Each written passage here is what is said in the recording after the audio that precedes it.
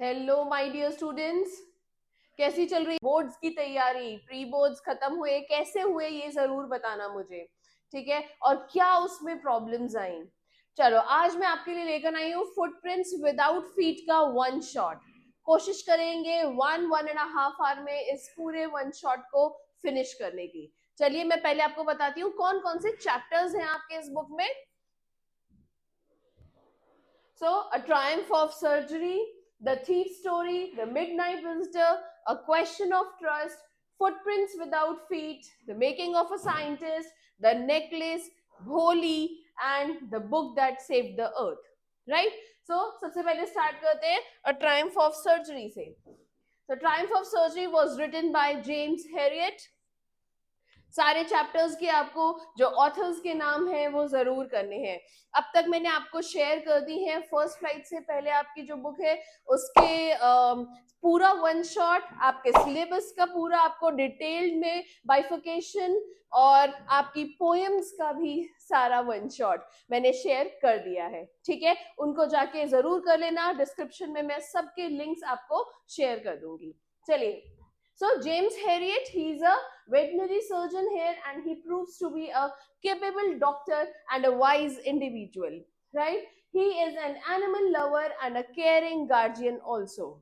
Now, Mrs. Pumphrey is a wealthy single woman and she is very much attached to her dog. Now, Tricky, कौन है dog यहाँ पे? जो Tricky है, उनकी owner है Mrs. Pumphrey. She is very loving but weak at heart.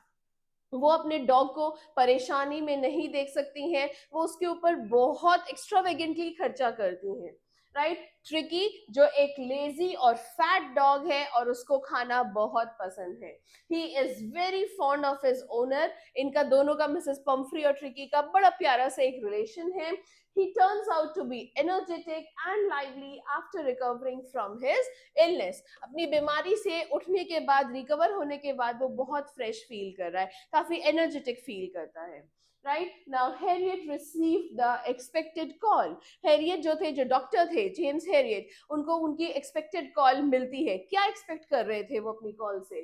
So Mrs Pumphrey called James Herriot, जो कि एक वेट है, इन हेस्ट, घबराहट से, as Tricky had refused to eat food. Tricky ने खाना खाने के लिए मना कर दिया। वो क्यों? Her concern grew even more when he had bouts of vomitings. उनकी कंसर्न और बढ़ गया जब वो बहुत वॉमिट करने लग गया, खाना भी नहीं खा रहा था। Now James drove to Mrs. Pumphrey's house. वो फटाफट गए वहां पे with a firm mindset that the only way to cure Tricky was to get him out of the house for some time.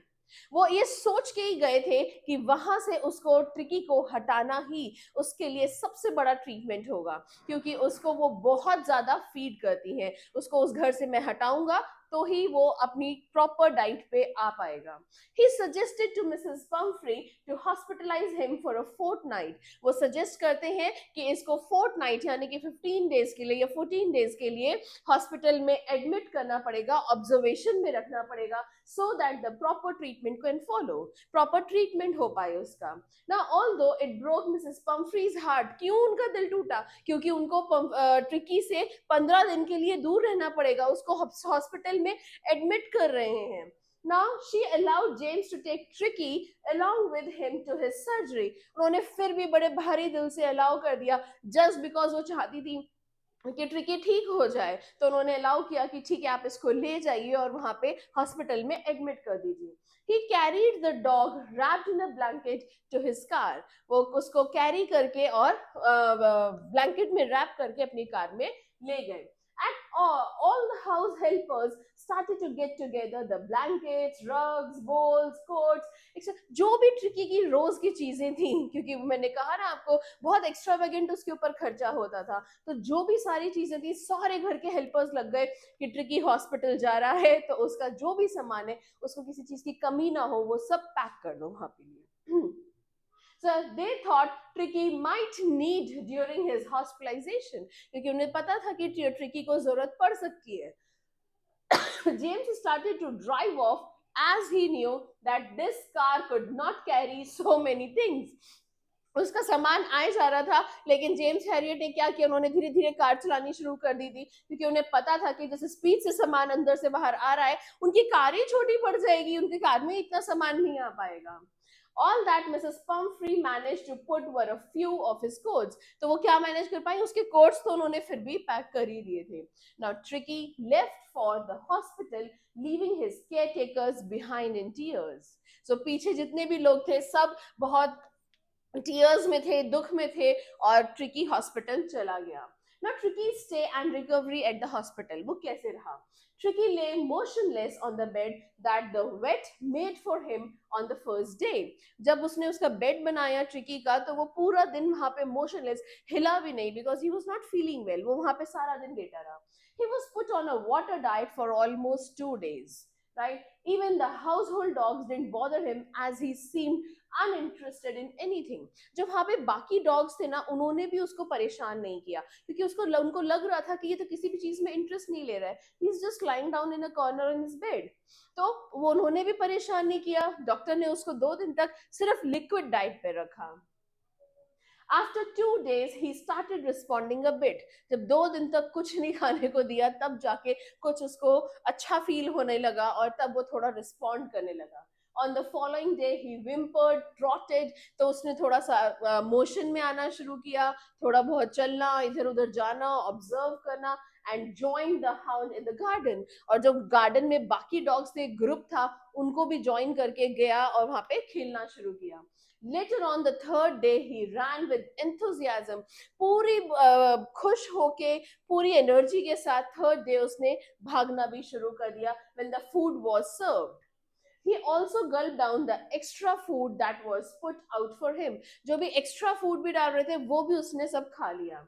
His recovery was speeding up. उसकी जो recovery थी वो बढ़ रही थी, जल्दी वो ठीक हो रहा था. And he had started running all day long. पूरे दिन भागना शुरू कर दिया. And found joy in being bowled over. और उसको अच्छा लगता था कि वो भी सबके साथ खेल रहा है, सब उसके साथ खेल रहे हैं. And squashed. In spite of being a high maintenance dog, he had fitted in well. High maintenance dog का मतलब क्या है कि वो अपनी जो वहां पे मिसेस पंफ्री के साथ रहते थे, तो वहां पे उसको कितनी लग्जरीज मिलती थी, तो उसके लिए यूज किया जा रहा है. हाई मेंटेनेंस डॉग होने के बावजूद भी उसने वहां पे बहुत अच्छे से अपने दोस्तों के साथ एडजस्ट कर लिया, with a gang of shabby and unkempt ones. तो जो डॉग्स वहां पे बहुत ही शैबी तरीके से, यानी कि जस्ट ऐसे ही रहते थे, गंदे तरीके से रहते थे, या जिनको ज्यादा ऊपर ध्यान नहीं दिया जाता था, उनके साथ भी वो बहुत आराम से मिक्स होके रहने लग गया. Right. Now Mrs Pomfrey is concern, वो वहां पे ठीक होने गया था, लेकिन मिसेस पंफ्री का उसके लिए जो लव था, कंसर्न था, वो क्या हुआ उसका. Now Mrs. Pumphrey used to phone the vet's clinic several times a day. Out of concern, क्योंकि उसको चिंता होती थी, तो बहुत कॉल करती थी. She was keen to record his recovery and maintenance at short intervals. उन्हें ये बहुत उत्सुक रहती थी कि थोड़े थोड़े टाइम में कैसे उनका उसकी रिकवरी हो रही है कि नहीं, कैसा वो कितनी रिकवरी है, कितना बेटर फील कर रहा है. James brushed away her questions about Tricky's dressing according to the weather. तो वो फटाफट उसके जेम्स जो है वो मिसेस पंफ्री के क्वेश्चंस का आंसर देते रहते थे, वेदर के लिए और वैसे. But he didn't fail to assure her that Tricki was out of danger. लेकिन उन्होंने कभी ये नहीं बोला कि नहीं, ट्रिकी तो बिल्कुल डेंजर से बाहर है, खतरे से बाहर है, ये वो, ऐसा कुछ नहीं. उन्होंने कमिटमेंट नहीं दिया. Upon learning about Tricky's improving health, Mrs. Pumphrey started sending additional food. जब उन्हें पता चला कि हाँ वो थोड़ा बेटर हो रहा है, तो उन्होंने मिसेस पंफ्री ने उसको एडिशनल खाना भेजना शुरू कर दिया. आइटम्स, वाइन, ब्रांडी, एग्स, बहुत कुछ भेजने लगे वो फॉर ट्रिकी. ना ऑल्दो ये सब चीजों की जरूरत बिल्कुल भी नहीं थी. सो द वेट और उनके जो पार्टनर्स थे, उन्होंने ये सब एडिशनल आइटम्स कंज्यूम करने लगे, क्योंकि वो अगर फिर से इतना सारा कुछ ट्रिकी को देते तो वो फिर बीमार पड़ जाता. तो इसलिए उन्होंने क्या करा, ट्रिकी को देने के बजाय दे स्टार्टेड एंजॉयिंग देमसेल्व्स. सो जो डॉक्टर थे और उनकी जो टीम थी, वो ही इन सब चीजों को एंजॉय करने लगी. Now time for ट्रिकीज collection. After 2 weeks, James called up Mrs. Pumphrey to inform that Tricky was fit and could go home. So 2 हफ्ते बाद उन्होंने कहा कि ट्रिकी अब फिट है और वो घर जाने के लिए तैयार है. Now Mrs. Pumphrey reached the surgery within half an hour. 2 minute में reached with the surgery मतलब वो हॉस्पिटल पहुंच गई आधे घंटे के अंदर अंदर, ये सुन के. While the chauffeur held the door open, she inquired about Tricky's actual condition. अभी तो शॉफर ने, जो ड्राइवर था, उन्होंने डोर खोला ही था, उन्होंने immediately Mrs Pomfrey she started inquiring कि कैसा है ट्रिकी, उसकी तबीयत कैसी है वगैरह. She was concerned about his well-being and wanted to be sure about it. उसकी तबीयत उसकी पक्की तरीके से पूरा पता चलना चाहिए था कि कैसी है उसकी तबीयत. James found Tricky playing with the pack. He had become healthy and strong in 2 weeks of stay. वो काफी strong और healthy हो गया था. As James carried Tricky out to his mistress, जैसे ही जेम्स जो है उसको उसकी मिस्ट्रेस के पास लेकर गए, उसने पूरी आर्म्स पे ऐसे उसको झपट्टा मारा, उनकी तरफ जंप किया and landed in his mistress lap, और अपनी मिस्ट्रेस की गोदी में, मिसेस पंफ्री की गोदी में जाके उसको अच्छा लगा. शी वाज वेरी हैप्पी ये देख के कि ट्रिकी भी बहुत एक्साइटेड है इतने दिनों बाद मिसेस पंफ्री से मिलके, as he used to be, और बिल्कुल वैसे ही है जैसे वो पहले हुआ करता था, खुश. Now he licked her face, उन्होंने उनके पूरा फेस को लिक किया, अपनी टेल वेग की ऐसे पीछे. The chauffeur and the vet settled the dog stuff. chauffeur ने और वेट ने सब ने मिलके इसका जो सामान आया हुआ था वहां हॉस्पिटल में, वो सब गाड़ी में दोबारा से लोड कर दिया. बिकॉज अब मिसेस पंफ्री ने उनको थैंक किया और वेट को, और उन्होंने सच में बोला कि this is the Triumph of surgery, यही असली सर्जरी की जीत हुई है. ठीक है, सो इस तरीके से हमारा Triumph of surgery chapter finish होता है. आई होप आपको समझ में आ गया होगा. अगर किसी पार्ट पे नहीं आया है आप मुझे मैसेज भी कर सकते हैं, या फिर इसका एक डिटेल जो चैप्टर एक्सप्लेनेशन है आप उस पे भी जा सकते हैं. वहां पे चैप्टर के पूरे मैंने जो आपकी बुक में दिया है पूरा पैराग्राफ्स एक्सप्लेन किए हैं. यहाँ पे मैंने क्या किया है, आपको सिर्फ इंसिडेंसेस दिए हैं रिविजन के लिए, बिकॉज रिविजन के टाइम पे आपके पास इतना टाइम नहीं कि आप पूरे पूरे चैप्टर्स खोलें. बट इन केस आपको अगर कोई पार्ट समझ में नहीं आ रहा है, please go back to my videos जिसमें पूरा चैप्टर एक्सप्लेनेशन हुआ है, और वहां पे आप पूरा एक्सप्लेनेशन सुन सकते हैं, राइट. और you can always message me in the comment box. ठीक है, चलिए. तो thief story by Ruskin Bond. Okay, now characters कौन है यहाँ पे? Hari Singh, he is a 15-year-old boy, fair-handed thief. He's keen on learning how to read and write. He is so experienced robber. Robbers भी अब experienced है, that he knows how different people will react when they are robbed. उसकी बड़ी expertise है इस चीज में कि जो बंदा जैसे रिएक्ट करेगा कि वो कैसा है, और उसकी चोरी होने के बाद वो कैसा रिएक्ट करेगा. ठीक है. And Anil, he is a 25 years old person, tall, lean man, and he earns his living by writing. Right? And he's a kind, simple and an easy-going person. So ये हमारे दो characters हैं इसमें. Now Hari Singh approaches Anil. ये दोनों एक दूसरे को नहीं जानते हैं. Now Hari Singh approached Anil while he was watching a wrestling match. वो एक अपने घर में बैठ के wrestling match देख रहा है. हरी सिंह उसको अप्रोच करता है क्योंकि उसको लगता है कि ये एक easy target हो सकता है घर में चोरी करने के लिए. Hari used some flattering words. Flattering words होते हैं बड़ाई के यूज करना. When you boast someone, यार तुम तो बड़े स्मार्ट लग रहे हो, तुम तो बड़े ये हो. So that is flattering. तारीफें करना बहुत ज्यादा. तो वो क्यों कर रहा था? जिससे अनिल का कॉन्फिडेंस आपको उसको मिल जाए. And soon they started conversing, और बस फिर क्या था, उन्होंने बातचीत करनी शुरू कर दी. Now after a while when Anil started to walk off, जब अनिल वहां से जाने लगे, Hari followed him with his most appealing smile. हरी ने उसको बड़ी अच्छी सी एक स्माइल देके बाय किया. He expressed his wish to work for Anil. उसने कहा कि वो काम करना चाहता है अनिल के लिए. But Anil bluntly expressed his inability to pay Hari. उसने लेकिन बड़े ही bluntly का मतलब होता है rudely. उसने एकदम शार्पली उसको मना कर दिया कि भाई मैं पैसे नहीं दे पाऊंगा, तेरे को काम करना है कर ले, पर मेरे पास पैसे देने की कैपेबिलिटी नहीं है. Right. Now Hari questioned Anil if he could feed him. तो हरी ने कहा खाना तो खिला दोगे? So yes, Anil agreed to feed Harry only if he knew how to cook. मैं खिला दूंगा लेकिन खाना तुझे ही बनाना पड़ेगा, तो फिर खाना बना और खा. That's it. So Hari said that he know how to cook, but this was a lie. उसने कह तो दिया कि हाँ खाना बना दूंगा, लेकिन एक्चुअल में उसको खाना बनाना नहीं आता था. ठीक है. Now Anil brings Harry to his room. Now Anil took Harry to his room over Jamna Sweet Shop. वो उसको अपने ऊपर घर पे लेकर गए जो है जमुना स्वीट शॉप के ऊपर, ठीक है, and let him occupy the balcony to sleep. Now Anil gave that night's meal to a stray dog because the meal cooked by Harry was terrible. उसने वो खाना सारा स्ट्रे डॉग को दे दिया था क्योंकि जो हरी ने खाना बनाया था वो बहुत ही ब्लंडर था, बकवास खाना था बिल्कुल. Now Anil had realized that Hari didn't know how to cook and so he asked Hari to go off to sleep. उसे realize हो गया कि इसको कोई खाना वाना नहीं आता तो भाई तू सोने चला जा. But Hari hung around giving his most appealing smile. वो फिर भी वहां खड़ा रहा, वही अपनी सुंदर सी स्माइल देके उसको बेसिकली प्लीज करना था तो बार बार स्माइल दिए जा रहा था. Now Anil patted Hari's head and told him that he would teach him how to cook. उसने कहा चल ऐसे ऐसे पैट करते हुए, चल चिंता मत कर, मैं तुझे खाना भी सिखा दूंगा. Anil teaches Harry to read and write. सिर्फ खाना ही नहीं, उसने उसको पढ़ना लिखना भी सिखाया.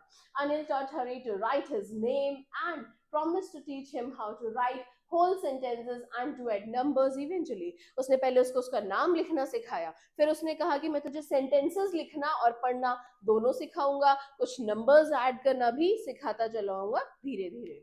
Right? Now Hari was happy and grateful for this. उसे खुशी भी थी और वो उसके लिए बहुत gratitude भी feel कर रहा था कि वो इतना कुछ उसके लिए कर रहा है. As he knew that he could achieve anything he wanted once he knew how to read and write. क्योंकि उसको पता था कि ये जो पढ़ना लिखना वो अनिल से सीख रहा है वो उसको आगे रॉबरीज में और ज्यादा काम आएगा. तो ये स्किल्स जो वो अभी रॉबरी के टाइम पे सीख रहा है वो आगे वाली रॉबरीज में फ्यूचर में उसको हेल्प करेंगी. Like an educated man, he liked working for Anil और उसको धीरे धीरे अनिल के साथ काम करना, अनिल के लिए काम करना पसंद आने लगा. He started making tea in the morning, उसके लिए सुबह चाय बनाता था, and buying the day's supplies later. और बाकी पूरा दिन वो उसके घर की जो छोटी मोटी चीजें होती थी वो खरीद के लाके उसको देता था. और उस बीच में वो जो छोटे मोटे 1-2 रुपए बचते थे वो सभी वो अपने पास ही रख लिया करता था. He used to make a profit about a rupee on buying the day's supplies, but knew that Anil didn't mind. और उसको पता था कि अनिल को फर्क नहीं पड़ रहा है अगर मैं 1-आध रुपए अपने पास रख रहा हूँ तो. Hari had gained Anil's trust. अब इतना टाइम हो गया था उसके साथ रहते रहते, घर का सारा सामान वही संगवा रहा था, वही संभाल रहा था, तो उसको लग रहा था कि मैंने अनिल का जो ट्रस्ट है वो जीत लिया है. Now one evening, Anil came back with a bundle of currency notes he had got from selling a book he had written to a publisher. उसने एक बुक लिखी थी अनिल ने और पब्लिशर ने उसके बदले में उसको कुछ पैसे दिए थे, तो वो सारे नोट्स की जो बंडल था वो पूरा लेकर आया था घर पे. And he kept the money under the mattress और उसने उसमें मैट्रेस के नीचे उसको रखा था and slept peacefully और वो सो गया शांति से. Now Hari had been working for Anil for almost a month. 1 महीना करीब हो गया था. And he had gained Anil's trust. Anil का विश्वास भी जीत लिया था उसने. Hari saw the opportunity to rob Anil. अब उसे देखा अनिल को चोरी करने का यही एक अच्छी अपॉर्चुनिटी है, पैसे आए हैं आज घर में. It was not an easy task as he knew that Anil will be sad about the loss of money. उसे पता था कि अनिल से जब चोरी होगी अनिल के यहाँ तो वो बहुत दुखी होगा. He brushed away his thoughts and decided to execute the robbery the same night. उसने अपने सारे वो थॉट्स को हटाते हुए कि नहीं नहीं ऐसा कुछ नहीं है, उसने सोच लिया था कि आज रात को ही वो चोरी करेगा. And as Anil would have otherwise wasted the money on his friends. उसने कहा अगर मैं चोरी नहीं करूंगा तो अनिल क्या करेगा, अपने दोस्तों पे ही ये सारे पैसे वेस्ट कर देगा. So it's better कि मेरे काम आ जाए. Now Harry robbed Anil. Now Harry considered the situation and crawled up to the bed. उसने सारी situation analyze करके धीरे से बेड के पास गया. And when Anil was asleep, जब वो सो रहा था, he slid his hand under the mattress. उसने धीरे से मैट्रेस के अंदर अपने हाथ डाला and drew the money out quietly. और बाहर थोड़े से पैसे उसने निकाल लिए. He rushed out of the room and began to run on the road. उसने रूम से बाहर निकला और रोड पे भागना शुरू कर दिया. He had secured the money with the string of his pajama. जो पजामा का जो string होता है जिसको आप शायद कह लो नाड़ा, ठीक है, उसने उसी से उसको बांध के अपने पास secure कर लिए थे पैसे. He was heading towards the railway station to catch 10:30 express to Lucknow. और बस वो रेलवे स्टेशन भाग रहा था लखनऊ की जो ट्रेन है वो पकड़ने के लिए रात को. He was elated, वो बहुत खुश था when he counted the money on his way, जब उसने काउंट किए पैसे तो वो बहुत खुश था, राइट। इसमें क्वेश्चन बनता है कि ये सराउंडिंग्स क्या थी, तो ये कैसे पता चलता है, क्योंकि जमुना स्वीट शॉप थी, लखनऊ की ट्रेन पकड़नी थी, तो इन सब से पता चलता है कि कुछ शायद यूपी के किसी स्टेट में, सॉरी यूपी के किसी सिटी में यहाँ की वहां की ये स्टोरी है, right.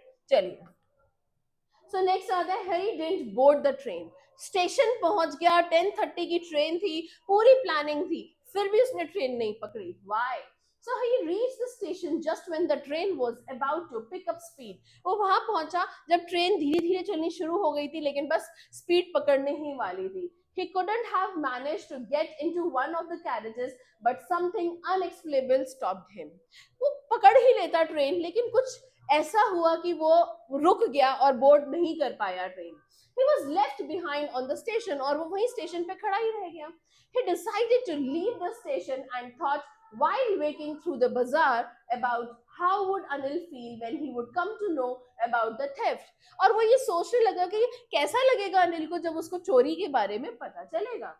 Harry had realized by then that he could not only cook the meals or go to the market to buy daily supplies, but he had also lost the chance to learn how to read and write.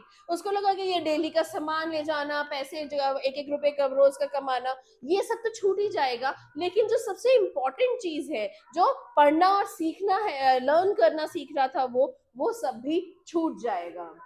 Due to these thoughts and his feelings of guilt, he decided to go back to Anil. बस यही सब सोचते हुए, guilt में आते हुए, उसने सोचा कि वो वापस अनिल के पास जाएगा, and if only for the sake of learning how to read and write. और सिर्फ क्या रीजन था, पूरा का पूरा एक ही रीजन था, just to learn to read and write, कि वो वहां पे अनिल के पास वापस चला गया, right. Now Hari kept the money bag. आप सोच सकते हो कि चोर आके वापस आपके पास पैसे रख दे।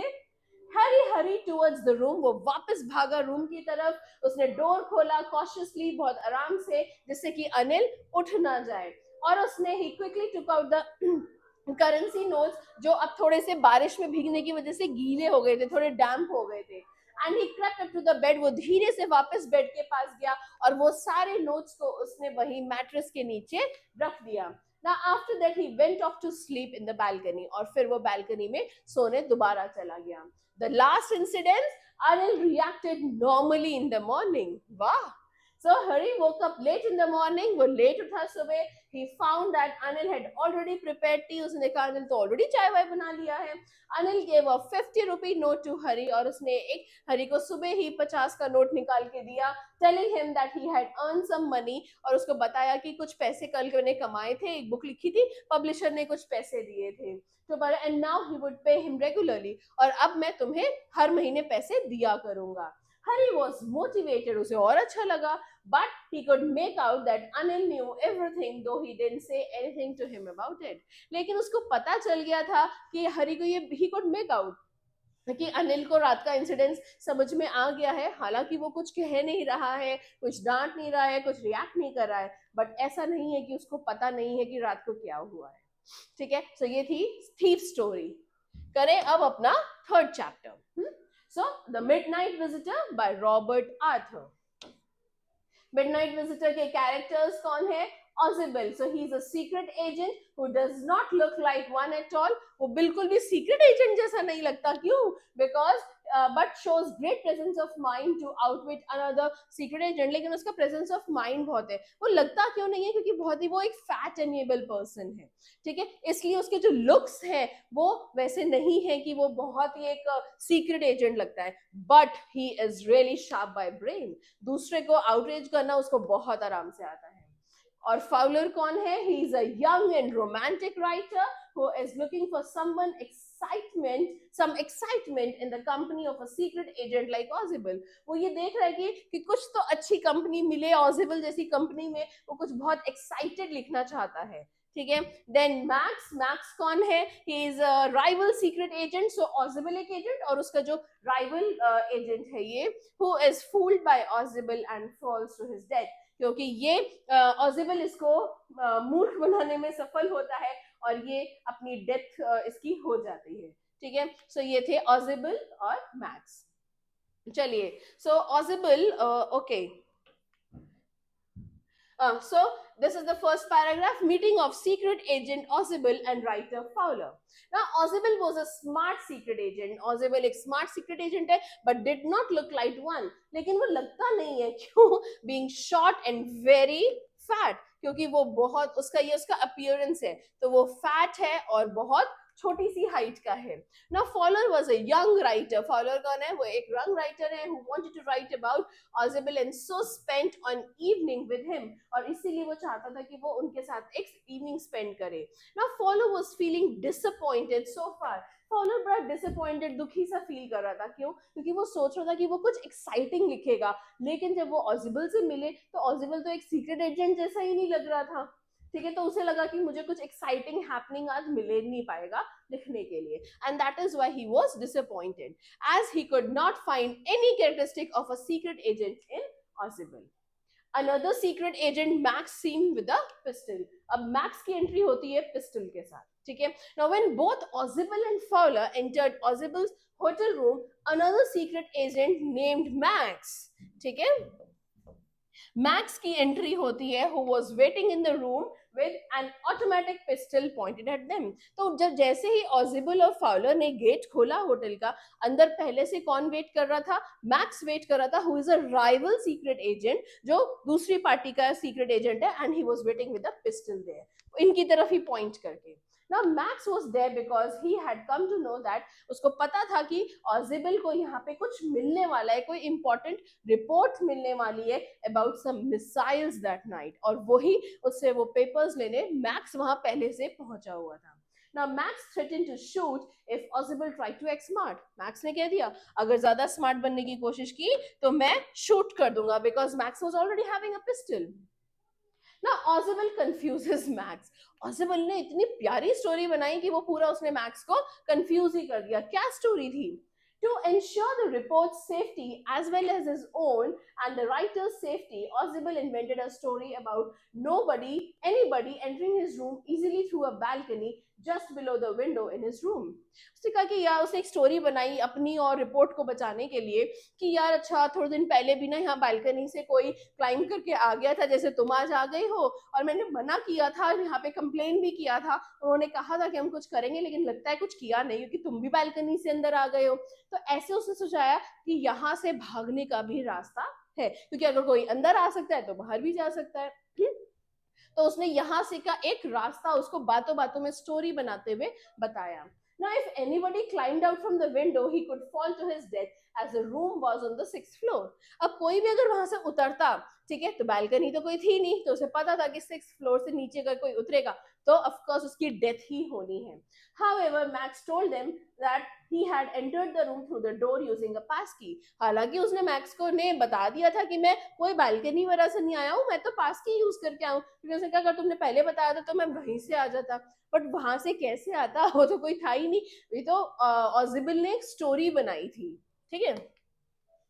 Now Max jumps in the non-existing balcony and dies. और अब वहां से क्या होता है? So suddenly there was a knocking in the door और Ausible pretended that it was the local police. एक कुछ knocking होती है बाहर और Ausible ने ऐसे दिखाया कि अरे वो मैं कहा था कि अगर हर आधे घंटे 1 घंटे में मैं बाहर ना आऊं तो पुलिस मेरी जानने के लिए कि मैं ठीक हूं कि नहीं अंदर आके मुझे चेक कर ले, और अब ये जैसे ही तुम्हें देखेंगे ये पुलिस तो तुम्हें शूट कर देगी, तो वो जब तक मैं गेट नहीं खोलूंगा वो तोड़ के अंदर आएंगे और तुम्हें शूट कर देंगे. तो उसने ये सारी स्टोरी बनाई थी, right. Now that it was the local police who had been asked to provide him extra security for the important document he was about to receive. जब नॉकिंग बहुत ज्यादा होने लगी तो मैक्स को गुस्सा आया और उसने क्या किया? He decided to wait in the balcony. उसने कहा कि चलो मैं बालकनी में तब तक वेट करता हूँ, और जहां बालकनी तो थी ही नहीं, so until the police went away he stepped out of the window और वहां से वो गिर गया और उसकी डेथ हो गई.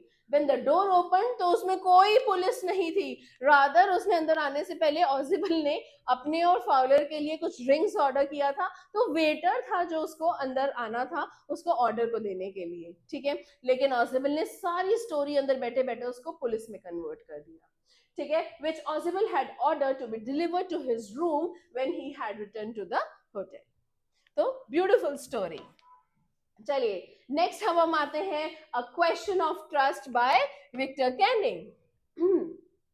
ओके, इसके कैरेक्टर्स क्या हैं? Horace Danby, he is a lock opening expert who is caught for a jewelry robbery by trusting a woman। ये कौन है? ये एक लॉक ओपनिंग के एक्सपर्ट है, किसी भी तरह का लॉक ये बड़े आराम से खोल देते हैं। लेकिन ये किसके जाल में फंसते हैं? एक रेड लेडी की जाल में फंसते हैं, जो प्रिटेंड करती है कि वो उसी घर की मालकिन है, और लेकिन क्या होता है, वो कोई मालकिन नहीं होती है। ओपन ये करता है लॉक और सामान लेके मैडम चोरी हो जाती हैं। ठीक है, who pretended to be a family member of the owner। ये जो अननोन है, अननोन वुमेन कौन है? She is a smart thief who uses Horace lock opening skills to rob the jewelry from the safe। तो ये क्या करती हैं? ये सिर्फ उसकी जो लॉक ओपनिंग की स्किल्स है उसका फायदा उठा के सेफ तो खुलवा लेती हैं, लेकिन सारी ज्वेलरी कौन चोरी करता है? वो ये लेडी करती है। ठीक है, सो Horace Denby a businessman and an unusual thief, right? So Horace Denby had a good reputation in the society। He was around 50 years old and unmarried। He ran a business of making locks and had 2 helpers। उसका business है अपना खुद का अच्छा खासा, और 2 helpers भी हैं। But Horace was not totally honest। ये word, ये sentence बहुत यूज हुआ है। He was not totally honest। Totally honest क्यों नहीं है? क्योंकि उसका एक शौक था बुक रीडिंग का। अब जो अच्छी अच्छी महंगी बुक्स होती थी, उसको खरीदने का बजट उसके बिजनेस से नहीं निकल पाता था। तो वो क्या करता था, साल में एक अच्छी बड़ी चोरी ऐसी कर लिया करता था, सो दैट उसका पूरा खर्चा उससे बुक्स का निकल जाए। Right now, Horace robbed a safe every year to finance his expensive hobby, and he was now going for committing a robbery। और आज वो फिर से एक रॉबरी, एक चोरी करने वाला था। Now Horace plans a theft। For 2 weeks, Horace had studied the country house at Chateau Garand, whose owners normally lived in London। 2 हफ्तों से एक घर की वो जांच पड़ताल करने में लगा हुआ था, क्योंकि वहां के जो ओनर्स हैं वो लंदन में रहते हैं। ठीक है, now he wanted to burgle the jewelry lying in the safe in this house। उस घर में जो सेफ में ज्वेलरी रखी है, ये उसको चुराना चाहता था। Now when he entered the house when the servants were away, he had an allergy to flowers। उसके एक एलर्जी थी, and that is why जिसको वो एलर्जी को क्या बोलते हैं? hay fever। right now he started sneezing। छींकना शुरू कर दिया।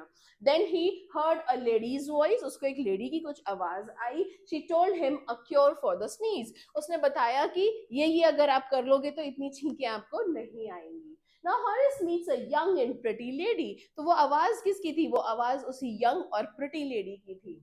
Then a young and pretty lady appeared in the doorway। She was young and pretty, and his first thought was to run। अब एकदम से आप चोरी करने आए हो, कोई आवाज आएगी तो आप क्या सोचोगे? पहले भागने की लगेगी। Now, but as the lady told him that she would telephone the police, उसने एकदम बोला मैं तो पुलिस को फोन करने वाली हूँ। Horace told her to let him go and forget she ever saw him। और उसने बोला आप ऐसे सोच लो कि आपने मुझे कभी देखा ही नहीं है, और मैं यहाँ से भाग जाता हूँ।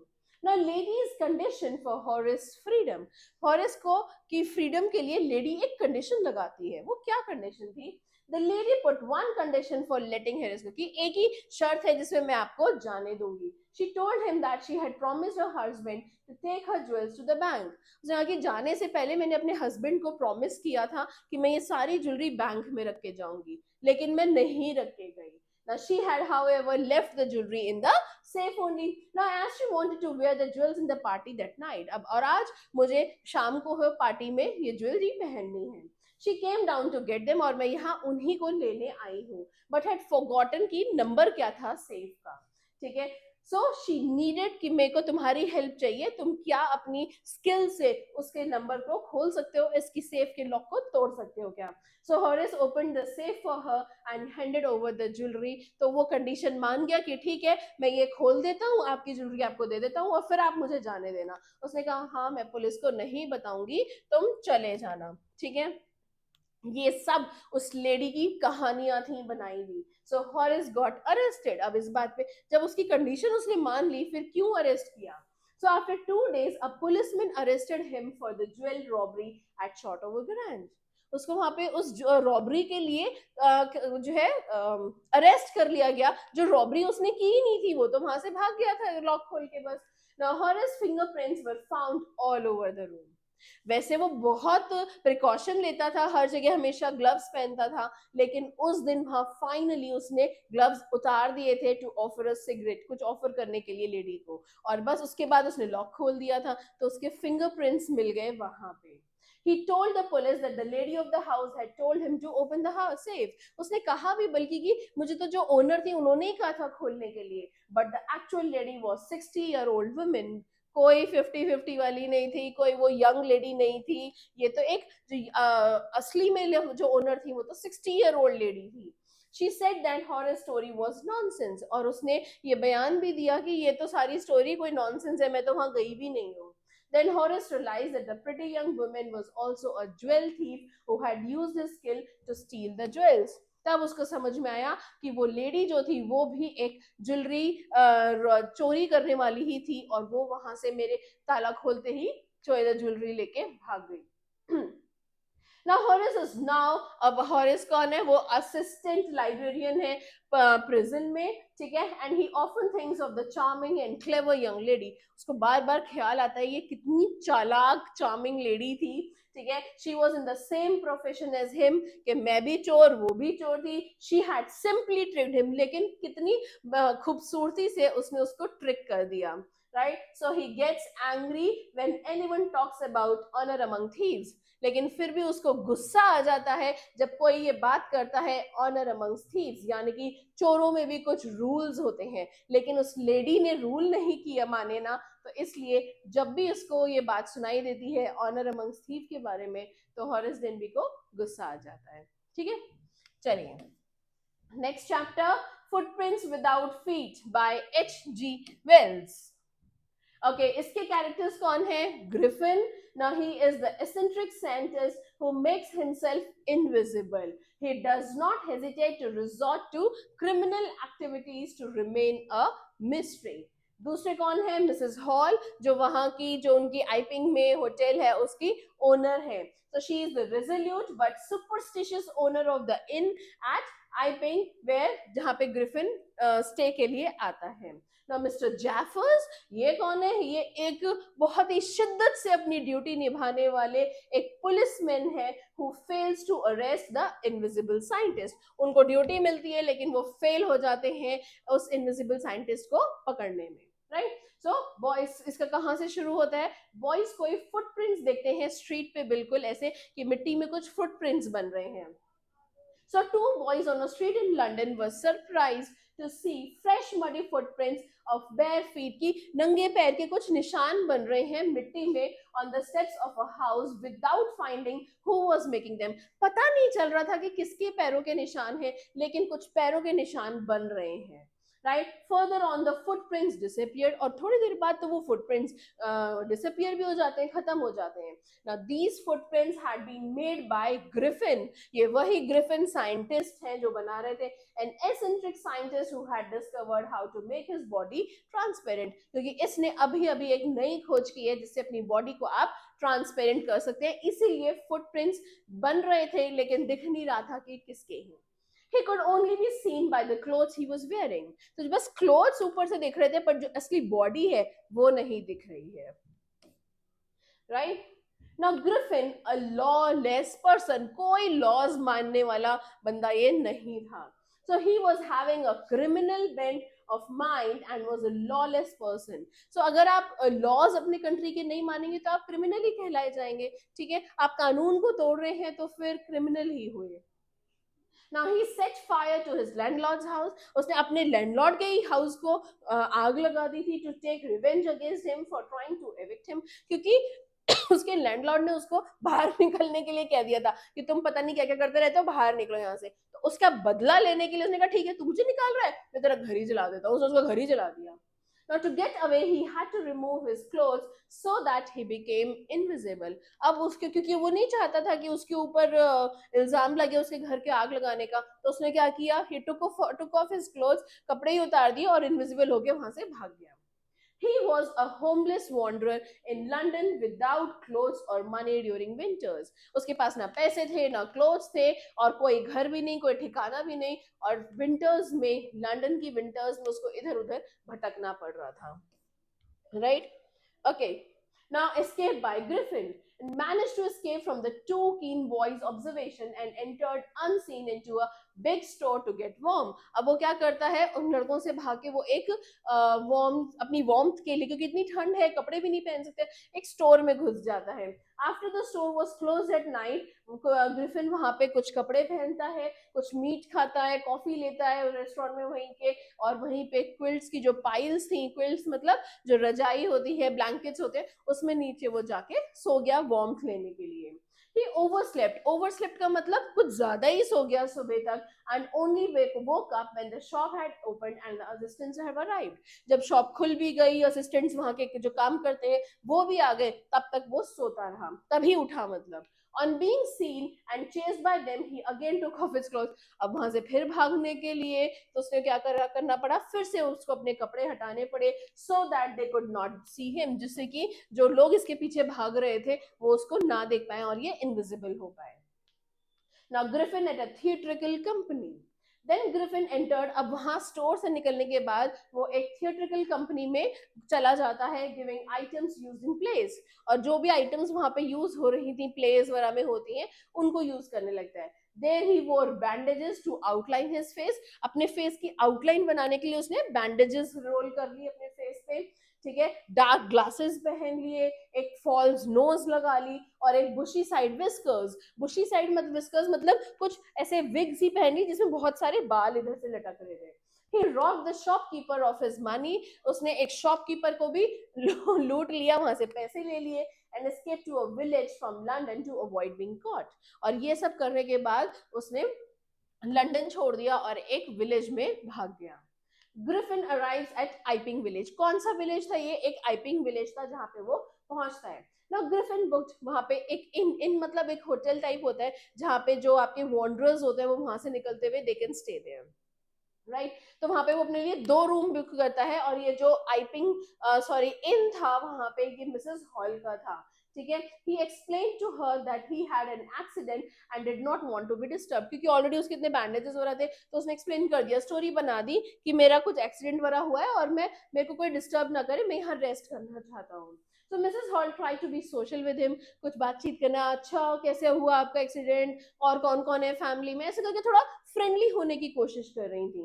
So soon his money was finished and so he robbed a clergy. अब जो उसने उधर शॉपकीपर को एक किया था, लूटा था, उससे जो पैसे थे वो तो उसने यहाँ पे पेमेंट कर दी थी, लेकिन ये तो यहाँ पे बहुत दिन के लिए रहा था, पैसे खत्म हो गए थे, तो उसने क्या किया, बोला मेरे पैसे आने वाले हैं, आने वाले हैं. बट मिसेस हॉल तो कहती मुझे पैसे चाहिए, तो इसने क्या किया, एक क्लर्जीमैन था उसी के घर पे चोरी कर ली यूजिंग हिज इनविजिबिलिटी. फिर से उसने अपनी इनविजिबिलिटी का फायदा उठाया. तभी तो कह रहे हैं lawless person and a criminal, ठीक है. कितने लोगों को लूटता जा रहा है. Now Mrs hall enters Griffin room. अब वो ग्रिफिन का रूम ही एंटर कर लेती है. That same day when Mrs hall found Griffin's room open, तो वो क्या करती है, वहां पे देखती है कि बैंडेजेस पड़ी हैं, पूरे कपड़े पड़े हैं इधर उधर, and she and her husband वो दोनों घुस जाते हैं, मिसेस हॉल और उनके husband. Suddenly, both of them were attacked by the furniture being flung at them. एकदम से कोई फर्नीचर उड़ता हुआ आता है उनकी तरफ और उनके ऊपर अटैक करता है. But they could not see who was doing this. Invisible था बंदा तो. Now Mrs. Hall felt that the furniture was haunted by spirits as she could not see Griffin. अब उनको लगता है वो ग्रिफिन को तो देख नहीं पा रही हैं, तो उन्हें लगता है यहाँ कोई भूत वूत आ गया है, कि ये जो भैया थे ग्रिफिन भाई साहब, ये कुछ मेरे इन्होंने फर्नीचर में कुछ आत्मा और भूतों का कुछ इसने कर दिया है यहाँ पे, ठीक है. So this place is haunted by spirits now. Okay, now Griffin becomes invisible and escapes from Iping. वो invisible होता है और वहां से भागने की कोशिश करता है. When the clergyman reported the burglary to the police, जब clergyman गया लास्ट में चोरी हुई ना, तो उसने जब पुलिस को कंप्लेन किया उसके बारे में, तो जितने भी लोग थे विलेज के, they felt that strange scientist had the hand in it. लगा कि ये जो strange सा अजीब सा साइंटिस्ट आया हुआ है ना, इसी का हाथ है इसमें. Because he paid his due rent, क्योंकि इसने अभी अभी अपना जो इतना ड्यू था इसका रेंट वो इसने पे किया है, वेयर अर्लियर उसके पास तो पैसे ही नहीं थे, खत्म हो गए थे. सो मिस्टर जैफर्स जो पुलिस वाले हैं, he the village police constable was called to arrest Griffin on suspicion. तो शक की बुनियाद पे ग्रिफिन को अरेस्ट करने के लिए बुलाया गया. Meanwhile, Mrs. Hall asked Griffin to explain all the unusual happenings. Mrs. Hall ने कहा कि ये सब क्या है, क्यों फर्नीचर उड़ रहा है, ये सब एक्सप्लेनेशन मांगा. सो ग्रिफिन को गुस्सा आ गया and decided to tell all. उसने कहा मैं सब कुछ बता दूंगा. He started removing his clothes and even Jaffers could not catch. और उसने क्या करा, धीरे धीरे सारे कपड़े हटाने शुरू करे और अब वहां से भागना शुरू किया. अब जब इनविजिबल हुआ तो अच्छे से अच्छे लोग, मिस्टर जैफर्स तो क्या, कोई भी नहीं उसको पकड़ पाया. ठीक है. He was knocked unconscious by the invisible man. Invisible man ने जो है, ग्रिफिन ने जैफर्स को भी बहुत बुरी तरह फेंका, गिराया और वो वहां से फिर भाग गया. जैसे ये हमारे भाई साहब यहाँ से गायब हो रहे हैं, ऐसे ही ग्रिफिन भी वहां से भाग निकला इनविजिबल होके. ठीक है, चलो. So this chapter is also complete. Now let's come on to the making of a scientist. Right? So Richard Ebright जो है इसके वो है, and he is a brilliant scientist. He is noted for his work on cell and readings of DNA. ठीक है. Richard की जो mother है, she is an encouraging mother, जो रिचर्ड को बहुत सपोर्ट करती हैं हर तरीके से. नाउ डॉक्टर फ्रेडरिक, ठीक है, he is a prominent scientist and he did his research on monarch butterflies पे उन्होंने स्पेशल रिसर्च कर रखी है. He provided valuable guidance to Richard for his projects. उसको वो बहुत गाइडेंस भी देते हैं अपने प्रोजेक्ट्स के लिए. Now Richard A. Wehrer, he is Richard's social studies teacher and he helped Richard become a good debater and a public speaker. Now James Wong, he is a fellow scholar who worked with him on a project. ये उनके साथ के scholar ही हैं जो एक project में उसके साथ काम कर रहे थे. Now Richard succeeded at young age, बहुत छोटी उम्र में ही उनको इतनी सक्सेस मिली थी. The article of Richard and his friend was published in the proceedings of the National Academy of Science. वो सिर्फ वहां पे, he was only 22 years old at that time, and वो first time that the research work of college students वहां पे publish हुए थे, ये पहली बार हुआ था. It was a rare honor for Richard, और इसीलिए ये रिचर्ड के लिए बहुत बड़ी एक इज्जत की बात थी. Richard a collector from childhood, वो बचपन से ही कलेक्टर थे. क्या? He was the only child of his parents and he grew up at Reading in Pennsylvania, USA. He had no one to play with, so he started collecting things. खेलने के लिए कोई और था नहीं, क्योंकि he was the only child, तो उन्होंने चीजों को कलेक्ट करना शुरू किया. क्या? जैसे rocks, fossils, coins. He even gazed at stars, और वो stars को भी गेज करते थे, तो देखते रहते थे. कलेक्टिंग बटरफ्लाइज तो उनकी हॉबी ही बन गई. रिचर्ड्स मदर सबसे बड़ी उनकी कंपेनियन थी, साथी थी. कैसे? She was constantly with him, हमेशा साथ रहती थी. She encourage him by taking him on trips and bought him telescopes and other equipments. हमेशा ट्रिप्स पे उनके साथ रहती थी, टेलीस्कोप्स लेकर आना उनके लिए, या फिर जो बाकी इक्विपमेंट्स होते थे वो भी. She found work to challenge him and he helped him to learn a lot. उनको challenge करती थी, उनको और भी चीजें सीखने में बहुत हेल्प करती थी. Now Richard reads The Travels of Monarch S. The reading of the children's book titled The Travels of Monarch X inspired him. एक ऐसी चिल्ड्रन बुक थी जिसने उनको बहुत इंस्पायर किया था. He became interested in the world of science, और वहीं से उनके अंदर साइंस में इतना इंटरेस्ट आ गया. The book asked the readers to study butterfly migrations. उस बुक में क्या दिया हुआ था कि ये जो बटरफ्लाइज हैं, ये माइग्रेट करके जब जाती हैं, उसके ऊपर स्टडी करने के लिए एक्टिविटीज थी. उसी से ये इंस्पायर हो गए. Now Richard came in contact with the scientist Dr. Urquhart through this book and who influenced him greatly. इसी बुक के थ्रू डॉक्टर उर्कुअर्ट से भी उनका कांटेक्ट हुआ और उन्होंने उन्हें बहुत इंस्पायर किया, रिचर्ड को. Right? Now Richard raises monarch butterflies.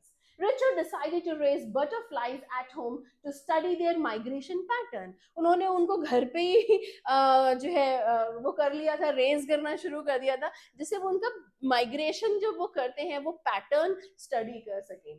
He would catch a female monarch and take her eggs. Female monarch को पकड़ना, उसके एग्स को देखना. He would watch all the stages of development. सारी उनकी जो stages होती हैं, हमने बचपन में भी पढ़ी हैं, बटरफ्लाई की जो stages होती हैं, कैटरपिलर और पता नहीं क्या क्या, तो वो सब भी उन्होंने उनको देखना, stages को read करना. ठीक है. Then he would tack their wings and free them. He did it for many years and raised thousands of butterflies in the basement of his home. अपने घर के ही बेसमेंट में सालों साल उनको रेज करना, उनके माइग्रेशन को पढ़ना, ये उन्होंने वहां काम किया. Richard enters county science fair. Now he displays his slides of frogs at the county science fair but did not win any award. उन्होंने वहां पे अपनी स्लाइड्स तो प्रेजेंट करी लेकिन कोई अवार्ड नहीं जीता. He realized that he needed to carry out real experiments. उनको समझ में आ गया था अवार्ड जीतना है तो रियल एक्सपेरिमेंट करना ही पड़ेगा. He took suggestions from Dr. Urquhart. उनसे क्योंकि वो ही सच्चा एक्सपीरियंस साइंटिस्ट, उनसे उसने एडवाइस लिया.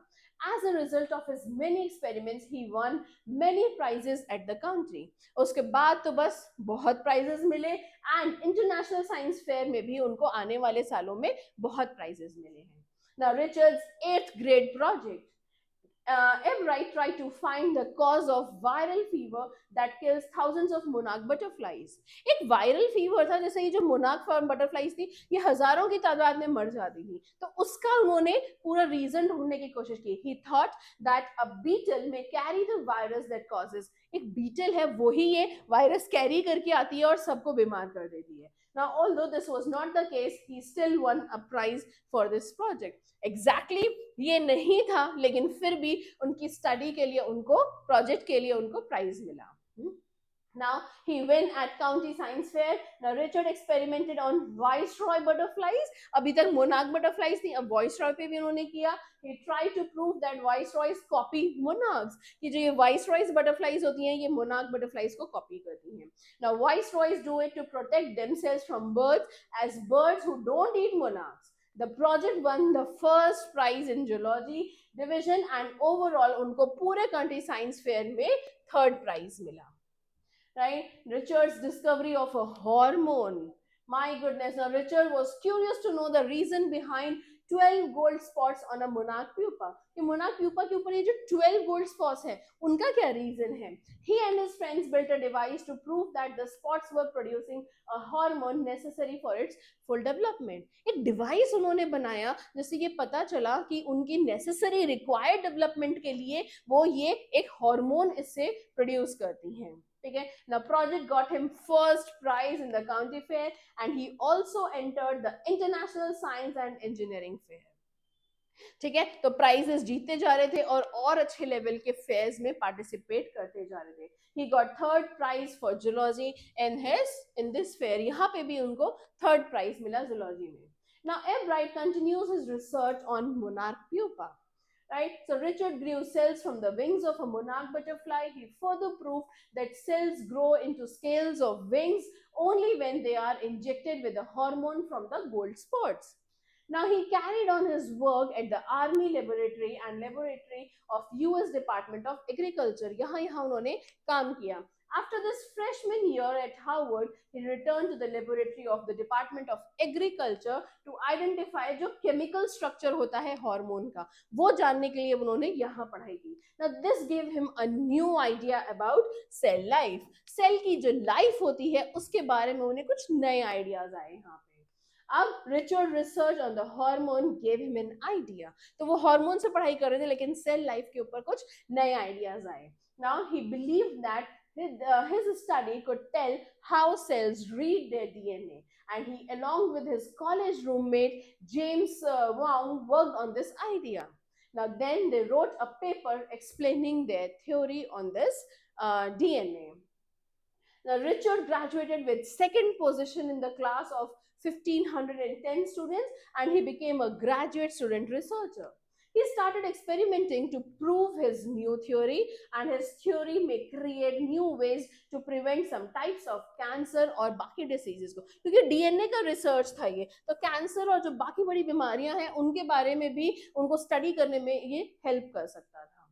Okay, now Richard Ebright is not just a scientist, he is an all-rounder. He's a good debater, a public speaker also. He's also a photographer and an outdoor person. His social studies teacher praises him for his will to work hard and do his best and win.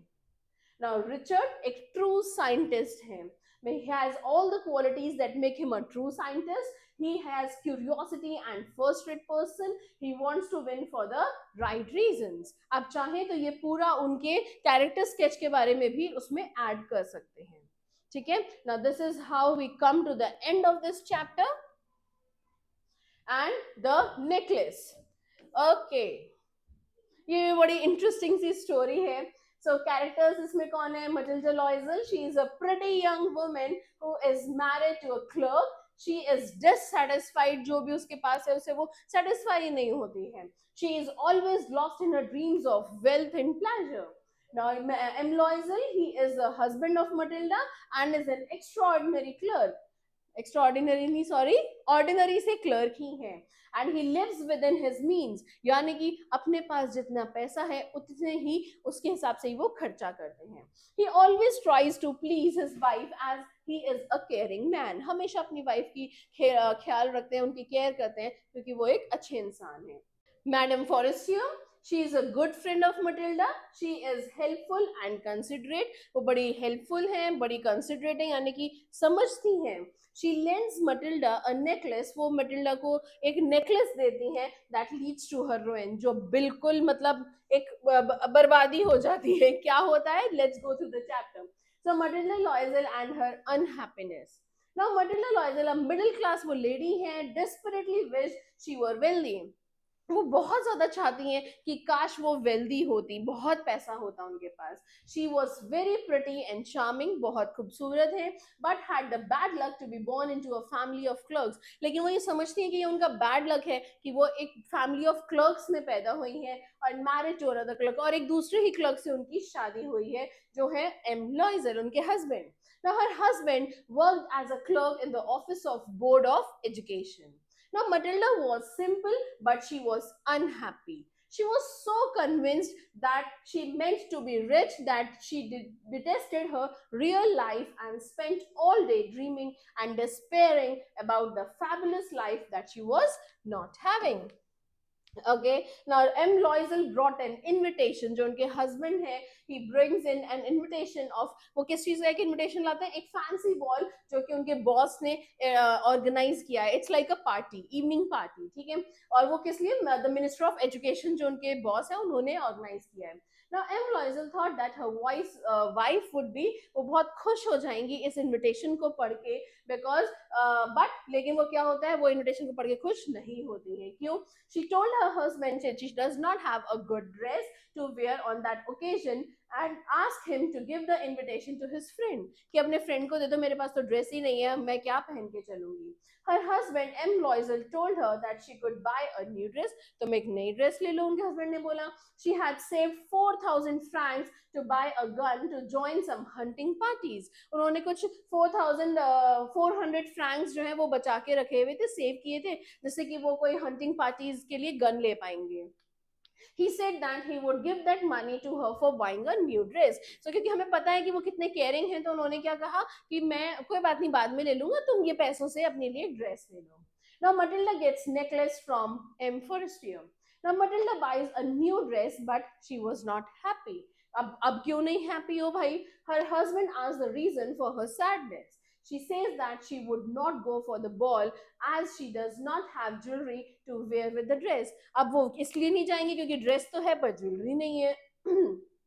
He replied that she should wear some natural flowers, कुछ natural flowers पहन लो, but she was not convinced. Then she advised her to borrow it from her friend Mr. M. Forestier. उन्होंने सोचा कि ठीक है, मैं M. Forestier से मैं ले लेती हूँ, मेरी इतनी अच्छी friend है. Next day she went to her friend house and borrowed a necklace for the ball. और उन्होंने उसके घर जाके उसे borrow कर लिया. The night of the ball arrived and Matilda was happy at the occasion. वो आखिर वो पार्टी वाली रात आ गई और वो बहुत खुश थी Matilda. She looked very beautiful in the dress. Everyone liked her and she was absolutely thrilled. बहुत खुश थी. She and her husband did not leave. सुबह 4 बजे तक पार्टी का पार्ट थे. Then they caught a cab and returned home. बस cab करके रात को 4 बजे सुबह के पार्टी करके आए हैं. When she returned home and was changing her dress, Matilda wanted to see her beauty. एक final एक view अपने mirror में देखना चाहती थी. So suddenly she noticed that the necklace was not around her neck. She was shocked to see that necklace जो है वो गुम गया है, that is lost. She cried out and informed her husband that she had lost the necklace. Her husband searched for the necklace on every place where they went last night. जहाँ जहाँ गए थे रात को, वहाँ वहाँ सब जगह उसको ढूंढ के आए. He went to the police and the cab offices. Police पे भी गए, कैब ऑफिस भी गए, शायद कैब में गिर गया हो. He also put an advertisement in the newspapers, but the necklace वो नहीं मिला. So he advised her wife to write a letter to her friend telling her that she needs some time to get the necklace repaired. कि थोड़ा सा वो खराब हो गया तो तुम लेटर लिख दो कि थोड़े टाइम में वो रिपेयर करके आपको दे देंगी. At last, Matilda decides to replace the necklace with the necklace that looks similar to it. तो अब वो क्या डिसाइड करते हैं कि एक और हम नेकलेस ले आते हैं जो बिल्कुल वैसा ही लगेगा और फिर उसको रिटर्न कर देंगे. Her husband gives her 18,000 francs which his father had left for him. अब उसके हस्बैंड क्या करते हैं, 18,000 फ्रैंक्स उसको देते हैं कि भाई तू एक नया नेकलेस ले आ, क्योंकि वो उसके फादर उसके लिए छोड़ के गए थे. ठीक है, अब यही पैसे काम आएंगे. He takes a loan of the remaining amount और एक असली डायमंड नेकलेस फॉर 36,000 फ्रैंक्स का वो लेकर आते हैं. She returns the necklace to her friend. Buying the necklace bought the Loisels in poverty. अब सारा लोन भी ले लिया, जितनी बची कुची थी पैसे थे जो उसके फादर छोड़ के गए थे वो भी चले गए, जो थोड़े बहुत सेव किए थे पिस्टल के लिए वो भी चले गए और अब वो बिल्कुल गरीब हो चुके थे. They lost their house, their maid, their comfortable lifestyle, and on top of it, Matilda loses her good-looking face. सब कुछ उनका चला जाता है बस एक उस नेकलेस के चक्कर में. Now, after 10 years, all the debts were finally paid. One day, Matilda was walking in the Champs-Elysees and saw Madame Frostier. She was looking charming and beautiful as she had looked 10 years before. वो उतनी ही charming और उतनी सुंदर लग रही थी जैसे 10 साल पहले लगा करती थी. Now that all the debts are paid off, Matilda decided to tell the story to M. Forestier. अब सारे debts भी चले गए, इतने साल भी हो गए और उन्होंने सोचा कि चल मैं इसको ये स्टोरी बता देती हूँ कि मैं तेरा वाला तो खो गया था, मैंने तुझे दूसरा बना के दिया था. Now at this, M. Forestier informed her that it was a fake necklace and the cost of it was just 500 francs. तो 500 फ्रैंक्स का ही था, वो नकली था, वो कोई असली नहीं था, जिसके बदले में तुमने मुझे 36,000 फ्रैंक्स का वो नेकलेस दिया और इतने साल पॉवर्टी में जिए, लोन्स लिए और पता नहीं क्या क्या मुश्किलें सही. ठीक है, तो ये जो थोड़ा सा ग्रीड है या अच्छा लगने का वो होता है, ये सब चीजें हमें मतलब you should spread your wings according to your means. कहते हैं ना कि अपने मीन्स के अकॉर्डिंग ही आपने अपने खर्चे करने चाहिए. This is a beautiful message given in this chapter. Okay, चलिए नेक्स्ट चैप्टर, भोली. राइट, भोली क्या है? her real name is Sulekha and she is Nambardas, Ramlal's youngest daughter. School education ने उनका changes her outlook towards life. Ramlal कौन है? वो भोली के फादर हैं. He is a prosperous father of 7 children who has a narrow mindset. थोड़ी छोटी सोच है. For him, daughters are born for marriages only. ठीक है, भोली की जो मदर है, she is a typical conservative mother. She does not take proper care of Bholi. Now Bholi school teacher कौन है? शी एजुकेट्स भोली और उसको बहुत एनकरेज करती हैं. बिशंबर, भोली प्रोस्पेक्टिव हस्बैंड, होने वाला उसके हस्बैंड है, who is a greedy man and a dowry Sikar. वो थोड़े से लालची है और डाउरी मांगने वाला इंसान है. Now Bholi was one of the 7 children of Ramlal, and Ramlal is a well-to-do man as he is the nambardar of the village. Now there was no lack of comforts in his home, but Bholi was still neglected. घर में किसी चीज की कमी नहीं थी, पर फिर भी भोली के ऊपर उतना ध्यान नहीं दिया जाता था. She fell off her cot when she was just 10 months old. बस जब वो 10 महीने की थी तब वो अपनी कॉट से गिर गई थी. And her brain suffered some damages. उस टाइम पे कुछ ब्रेन में प्रॉब्लम हो गई. And she was slow in learning things, और इसीलिए वो थोड़ा धीरे समझ पाती थी, इन चीजों को लर्न कर पाती थी. सो एवरीवन कॉल्ड हर भोली, कि तू तो बड़ी भोली है, ऐसे करके, सीधी साधी है. Right, so an attack of small pox, फिर 2 साल की जब थी तो स्मॉल पॉक्स ने अटैक कर दिया. उसके क्या हुआ, उनके फेस पे कुछ पॉक्स मार्क्स आ गए, जो स्मॉल पॉक्स के मार्क्स होते हैं. ठीक है, फेस पे और पूरी बॉडी पे. She learn to speak when she was 5, लेकिन फिर भी वो थोड़ा स्टैमर करती थी, मतलब हकलाती थी. Everyone made fun of her. Even her parents took her to be just an ugly burden. उसके पेरेंट्स भी उसको ऐसे लेते थे जैसे कि ये कोई उनके ऊपर बर्डन है. Once the tehsildar came to inaugurate a new primary school in the village. ठीक है, नया प्राइमरी स्कूल विलेज में खुल रहा था, तो उसके लिए इनॉग्रेशन करने के लिए आए थे tehsildar. And he asked Ramlal to send his daughters to school. अब रामलाल कुड नॉट से, उसको मना नहीं कर पाए. Now his wife objects that no one would marry the girls if they went to school. कोई नहीं शादी करेगा अगर हम इनको स्कूल भेजेंगे. But then she felt that भोली तो बहुत ही अगली है, इसकी तो वैसे भी शादी नहीं होगी, चलो ना नहीं करते, इसको भेज देते हैं, and it will be difficult to get her married. So they decided to send only भोली to school कि इसकी तो वैसे ही नहीं होनी शादी, चल इसी को भेज देते हैं school. Now Bholi was fearful of going to school at first क्योंकि घर में किसी को देखा ही नहीं था स्कूल जाते हुए, तो इसको भी थोड़ा सा डर लग रहा था. Then she was given new and clean clothes वहां पे पजाने के लिए. She was given a bath and her hair was oiled, अच्छे से तेल में लगा के neatly उसको पूरा गेटअप देके, ठीक है. Now she felt better, उसको बढ़िया लग रहा था. She thought of school as a nice place. नहीं क्या जगह, बड़ी अच्छी जगह लग रही थी. Now all these years no one had taken so much care of her. अभी तक तो उसकी इतनी केयर किसी ने नहीं की थी, लेकिन अब स्कूल जाने की वजह से उसको नहाना, साफ कपड़े, अच्छे से हेयर डू करना, वो सब मिल रहा था. Now Bholi finds the classroom full of girls like her. कितनी लड़कियां थी वहां पे. She was afraid and sat in one corner. उसको डर लगता था और इसलिए वो एक कॉर्नर में बैठ जाती थी. She was attracted to the colorful pictures on the walls. अब स्कूल में इतनी अच्छी अच्छी कलरफुल वॉल्स होती थी, उसकी तरफ वो अट्रैक्ट होती थी. She was much impressed by the realistic pictures of birds and animals. जो असली टाइप की पिक्चर्स होती थी उससे बड़ा खुश होती थी, अच्छा लगता था. Teacher asked her name, पूछा उसका क्या है, so नाम क्या है. So Bholi stammered and then started crying. तो वो हकलाने लगी और फिर रोने आ गया उसको. After the other children leave, the teacher came back to her. जब सब बच्चे चले गए तो टीचर भोली के पास आई. She called her lovingly, बड़े प्यार से उसको बुलाया. This time Bholi was able to speak her name better. सबके सामने तो उसको कितनी उसको शेम फील हुई, लेकिन अब कोई नहीं था तो धीरे धीरे अपना नेम अच्छे से बताया. द टीचर ने उसको एनकरेज किया और उससे पूछा, उसको बोला कि अब तुम डरोगी नहीं. उन्होंने उसको और भी कहा कि तुम रोज स्कूल आया करो. भोली फेल्ट एज इफ उसकी जिंदगी की कोई एक नई शुरुआत हो रही है. After a few years, Bholi's parents get a marriage proposal for her.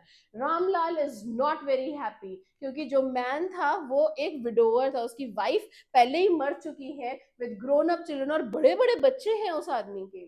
But his wife was unconcerned. Now she just feels that as Bholi was so ugly, that proposal was good for her. उनको लगा कि भोली तो वैसे ही बिल्कुल सुंदर नहीं है, तो इस आदमी से उसकी शादी कर देते हैं. Her father wants to know how Bholi felt about the proposal. उसके पापा चाहते हैं पूछें कि कैसा लग रहा है भोली को ये प्रपोजल देख के, but her mother refused कि भोली से मत पूछो इसके बारे में. Right now when the wedding was about to take place, Bishambar नाथ ने उनसे 5,000 rupees मांगे as to marry Bholi as she had pock marks, क्योंकि उसके फेस पे pock marks थे, तो उसके लिए as dowry 5,000 रुपए देने हैं. Now he also threatens to walk away from the ceremony. देते हो नहीं तो जैसे पिक्चरों में दिखाते हैं कि बारात अभी वापस हो जाएगी. So Ramlal was afraid of the humiliation की कितनी बदनामी होगी. So आंसू आ रहे हैं आंखों में से, दुख हो रहा है, लेकिन फिर भी वो बिशंबर को वो डाउरी के पैसे दे देते हैं. Now Bishamba proceeds to garland Bholi. अब वरमाला होने का टाइम आता है. भोली throws the garland away. भोली अपनी वो जो वरमाला है वो फेंक देती है. वो अपने फादर से कहती है कि अपने पैसे वापस ले लो और मुझे शादी नहीं करनी ऐसे लालची इंसान से. Now everyone goes away. Ramlal asks her what she will do now. अब पहले ही तू इतनी बदसूरत है, अगली है, तेरे से कोई शादी नहीं कर रहा था, अब तूने इसे भी भगा दिया, अब क्या करेगी. Now she just tells him she would work as a teacher, कि मैं इस स्कूल में जिसमें जाती थी अब मैं यहाँ पे टीचर की तरह काम करूंगी जहाँ पे उसे पढ़ाया गया है. और उसकी जो एजुकेशन है उसी ने ही उसको इतना कॉन्फिडेंस दिया और इतना आउटलुक उसका बढ़ाया, इतनी उसके अंदर हौसला दिया कि वो ये स्टेप अपने लिए ले पाई. ठीक है, तो ये थी भोली आपका chapter. Coming to the last chapter, the book that saved the earth. चलिए, सो हिस्टोरियंस कौन है? He is a member of museum of ancient history and the department of 20th century think tank. He is the commander in chief है of the Martian forces and prepares कि वो अर्थ पे invade करेंगे, ठीक है, attack करेंगे. Noodle, he is an trainee under the think tank and he is a sensible and level-headed figure. Now, Captain Omega, Lieutenant Iota, Sergeant Oop, they are all the crew of Probe 1 and they are sent to Earth to know about Earth. कि Earth पे जाके देखो वहां पे क्या क्या है, कैसा है, अटैक करने से पहले थोड़ा सा पता होना चाहिए वहां के बारे में. Now it is the 25th century. The scene is set at the Museum of Ancient History, और जो department है is of 20th century. Now historians tells the people that 20th century was called the era of books. यानी कि books का जमाना था वो पे. Now there were books on everything. हर चीज के ऊपर आपको book मिल सकती थी. They covered all the aspects of life.